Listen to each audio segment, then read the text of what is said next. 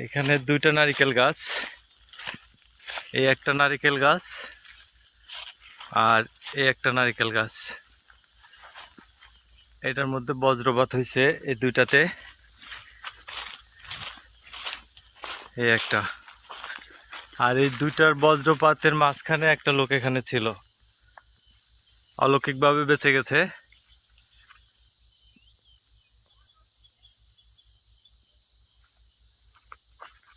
লোকটার কপাল ভালো, এই জন্য বেঁচে গেছে।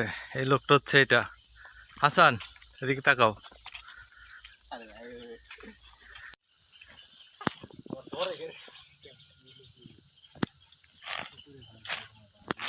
হ্যাঁ, পুড়ে ফেলছে।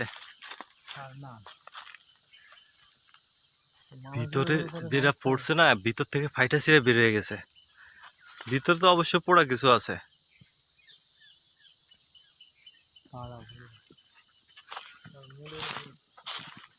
তুই কিভাবে বাঁচে থাকলি রে হাসান? আমি আমি আমি আমি এখানে কান্দরে বসে আছি। এই কেমনে বাইসা ছিল? ওই দেখেন ঠান্ডার মধ্যে এনে আইছি কে? আমি তো বাইরে না। ঠান্ডা পরে না রে ভাই, এই সময় গোসলে আসছি, এই এরকম আবহাওয়া, এরকম এই সময় গোসল আসছি। আসার পরে এখন একটু একটু রিপ রিপ বৃষ্টি পরে বললাম দিলাম চলে যাই। এই এই যাই যাবেন না, দিলিকে বসে লগে লগে, মানে এক সেকেন্ড বেরে নাই লগে লগে। তো কি অবস্থা, চিন্তা করতে কি সত্যি না দেখতে। ওই যে কোন জায়গায় দেখলাম একটা গাছে পড়ছে, ওই গাছের চামড়া মানুষ নিতেছে। স্কুলের সামনে।